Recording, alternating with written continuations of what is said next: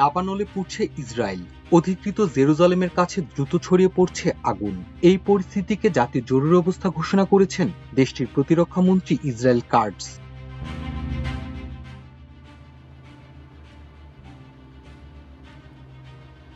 গত কয়েক বছরের মধ্যে সবচেয়ে ভয়াবহ এই দাবানলে ঝুঁকিতে শত শত মানুষ।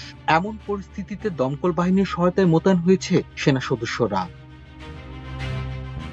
কর্তৃপক্ষ বলছে ইতিমধ্যে হাসপাতালে চিকিৎসা নিয়েছেন ২২ জন। বেশিরভাগই ধোঁয়ার কারণে শ্বাসকষ্টে ভুগছেন। ইসরায়েলের প্রতিরক্ষা মন্ত্রণালয়ের বিবৃতিতে বলা হয়েছে, আমরা একটি জাতীয় জরুরি অবস্থার মুখোমুখি হয়েছি। জীবন বাঁচাতে ও আগুন নিয়ন্ত্রণে সব বাহিনীকে একত্রিত হতে হবে।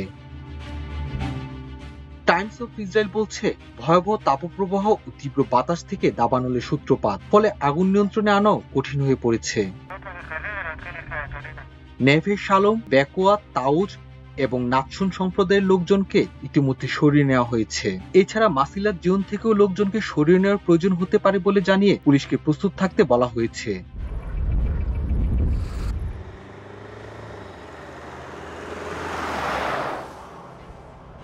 এদিকে বিদেশি সহায়তার জন্য ইসরায়েলি পররাষ্ট্রমন্ত্রী আন্তর্জাতিক সম্প্রদায়ের সঙ্গে নিয়মিত যোগাযোগ রাখছেন। দাবানল মোকাবিলায় সহায়তার জন্য যুক্তরাজ্য, ফ্রান্স, চেক প্রজাতন্ত্র, সুইডেন, আর্জেন্টিনা, স্পেন, উত্তর ম্যাসেডোনিয়া এবং আজারবাইজানের পররাষ্ট্রমন্ত্রীদের সঙ্গে কথা বলেছেন তিনি।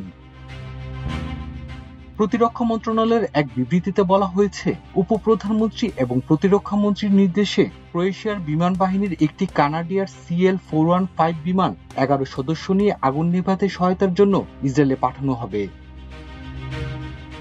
কর্তৃপক্ষ এক বিবৃতিতে জানিয়েছে, দমকল কর্মীরা জেরুজালেমের হাইওয়ে 1 যানবাহন চলাচলের জন্য বন্ধ করে দিয়েছে। সেখানে চলছে আগুন নিয়ন্ত্রণের চেষ্টা। নিরাপত্তার খাতিরে জনসাধারণকে এলাকা থেকে দূরে থাকার অনুরোধ করেছে ইসরায়েল সরকার। মাল্টিমিডিয়া ডেস্ক, আমার দেশ।